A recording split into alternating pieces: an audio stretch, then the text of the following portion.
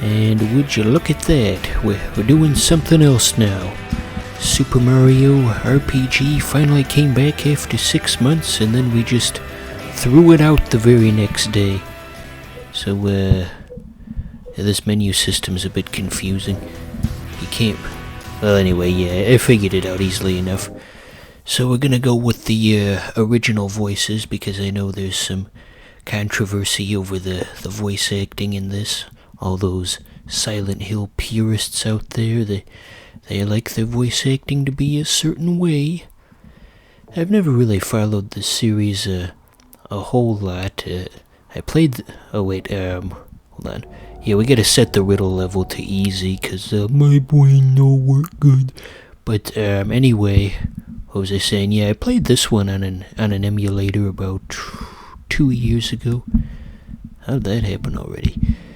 Anyway, as I got decently far, but I don't know, I'm just not good at these types of games.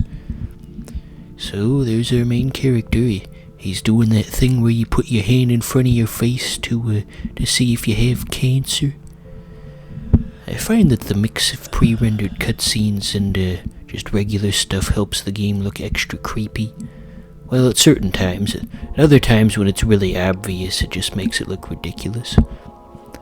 I like the shot here because the perspective a second ago made it look like he was a tiny little man and he was standing in that urinal. Funny stuff. I gotta lay the jokes on extra thick because obviously this is no joking matter. You can tell this is serious based on how dirty and dim everything is. This is serious. You know what that's from? Oh yeah, by the way, the controls are set to tank controls by default, and it's, as you can see, it's very difficult to navigate and just stumbling around like a damn drunk. So here's Silent Hill, as it were. He's got a mysterious letter to read. So on the subject of the tank controls, they give you the option to change it, which we will do with the soonest opportunity. I see that town. I guess there's the question of how much I should talk over this, because I don't want to ruin the mood by, interrupting the dialogue. But you never did. Wow, what a dick. He never did. I'm alone there now. Can you say guilt trip? Special place. I think the whole idea is that this game is supposed to take place within the main character's mind, and everything in it represents, well, maybe not everything, but all the monsters represent as different psychological demons and such. That's part of the extended lore. I never really looked into the extended lore. I'd say the fullest extent of my Silent Hill 2 knowledge was anything that was discussed in the first couple episodes of the Super Best Friends series on this exact game, as they mention the psychological stuff and the controversy with the voice actors and all those types of things. It's too bad the Super Best Friends aren't around anymore. But I suppose sooner or later you just gotta move on. So he's trying to interpret the letter. Yeah, you get the idea. Apologies for skipping the cutscenes. I know all you hardcore Silent Hill people out there aren't gonna appreciate that. So, just he's got his two items there, the photo and the letter. He doesn't seem to carry any cash or keys. So here's the part where we change the controls like I mentioned. Thank goodness we did that. So yeah. That's all set to go.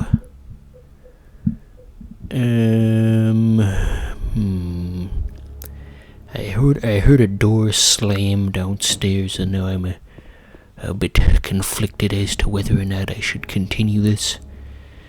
I forgot to grab the map, but thankfully they did a good job of stupid-proofing this so they don't let you leave until you pick up the map, so we'll just go back and grab it. go get it, is what my music teacher said to me when I didn't have my music sheet at the middle school Christmas play. That was a long time ago. So there's the map. The water's the same color as the seat of the vehicle. We hung on that for a while because I thought it would be automatic, but it wasn't. I just kept waiting and nothing happened. So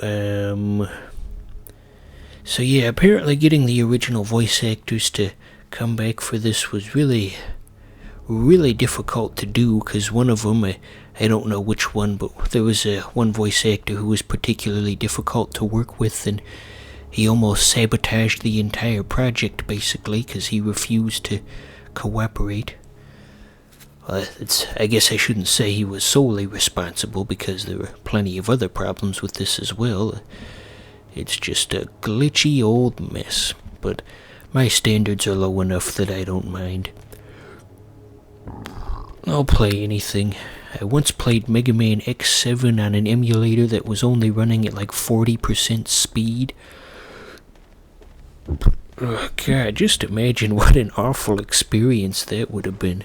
But I stuck with it for a really long time. Didn't really make any progress. It was funny because since it was slowed down, all the characters sounded drunk in the cutscenes. You're in danger if you just stand there. Have I said that on the channel before? It definitely feels like I have. There's too many episodes of this show. Starting to repeat myself. There are only so many stories to tell. Here we get to see the save screen. Well, in a second. I like what they did with it. You'll get to see in a second. It's got like his face on a red background. Yeah, I like that. Nice and creative. They could have just had a normal black background with no pictures, but they decided to do something interesting. Good for them. And we gotta double check just to make sure it's saved, because there wasn't any kind of confirmation the first time I did this. So, yeah.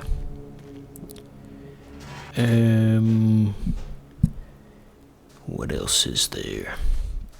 I have more Silent Hill 2 trivia I want to go over, but we're coming up on a cutscene, so I might have to save it.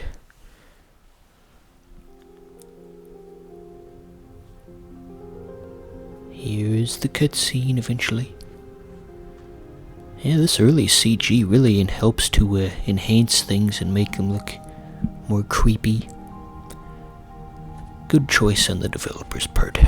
Excuse me, I'm sorry. Now in a minute here you get to see like a really rough transition between pre-rendered and in-game. They didn't do a very good job of transitioning. Yep, right there. They could have done that better. But of course, with all the problems that this game had, I suppose that wasn't the top priority in terms of things the developers needed to fix. They just needed to make sure the thing ran. So apparently this lady in the cutscene is supposed to be developmentally slow or something. That was also mentioned in the Two Best Friends episode. is it dangerous? I mean, if you just look at the dialogue, it's not something a normal person would talk like. I'm not lying. No, I believe you. Makes for a very surreal experience. Why is this person speaking this way?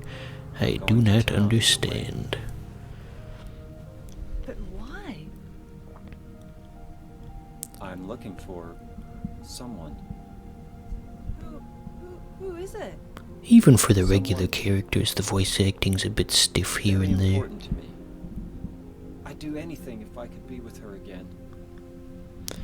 To There are a lot of Dreamcast games out there that had that problem. I mean, my mother. Stiff voice acting. It's been so long since I've seen her.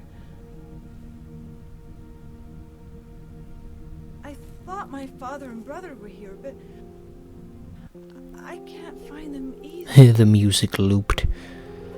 I guess they didn't do a good job of trying to compare the length of the song to the length of the cutscene.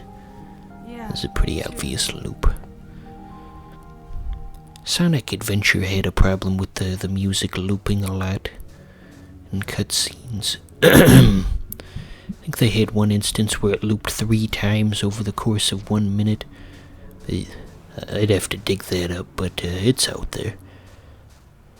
So yeah, lots of wandering around in fog in this episode. That's definitely the theme of Silent Hill 2. Lost in the fog.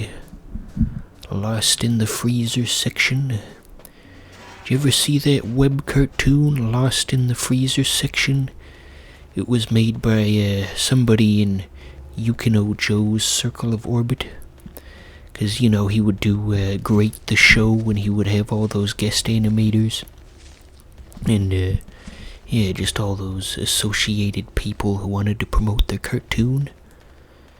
I don't think he's doing Great the Show anymore, which is unfortunate, because I really like that, but I guess the bright side is I'm pretty sure the reason he stopped is because he's working on, like, an official, like, you know, big-time cartoon for a network and not just internet stuff. And oh, Yukino Joe's moving up in the world.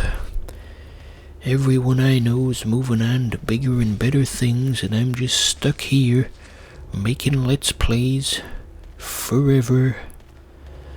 There's no future for me. This is it. This is the last stop. So, the first time I tried to record this episode, it was on my old mic, and, yeah, that mic had crapped out on me. And so there was a large gap in the audio of about 3 minutes, and I tried to find creative ways to fill the audio retroactively without actually using the mic, and one of them was I had a text-to-speech read off some poetry.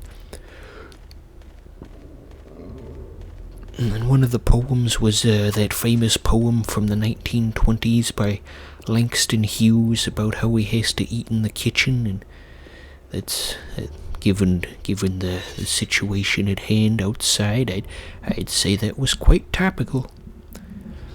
But it doesn't fit in with Silent Hill 2.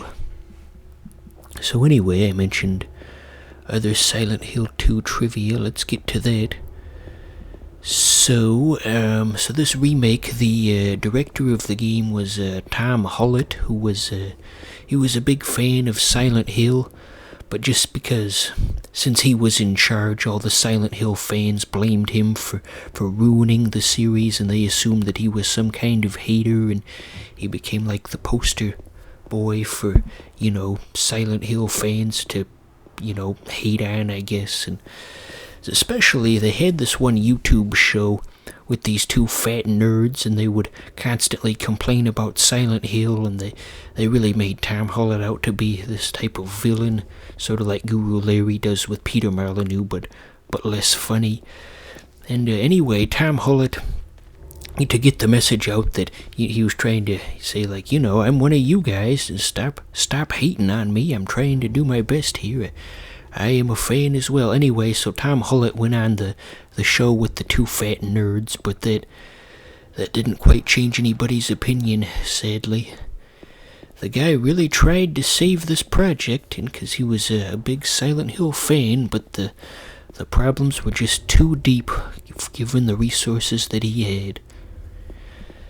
There's a video that goes much more in depth about this. I think it's about a half an hour long. I believe it's just called The Tragedy of Tom Hollett. Give that a look when you get the chance. He wasn't quite the evil Silent Hill hater that everyone had built him up to be. Okay, so here's the main town, as it were. Ugh, got something caught in my throat. And anyway, it's a bit confusing to navigate, one, because of the obvious fog, and also there's roadblocks occasionally, so you gotta watch out for that.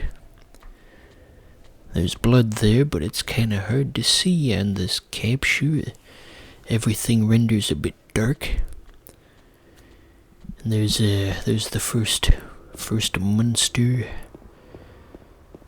So the idea of Silent Hill is you can fight the monsters, but it's not encouraged because they deliberately made the combat extra clunky, so you're just supposed to really run away from them. Because you can't fight them without taking a few hits back, and putting you in a situation where all you can do is run really helps to enhance the scariness, as it were. And they did that for future ones as well. It was especially prevalent in 4. Silent Hill 4 was good as well, but there's no remake of that. I believe this character was also... Doesn't Harry Enton, I'm assuming that's his name, I think he stars in a different Silent Hill game as well, but I don't know. I gotta look that up.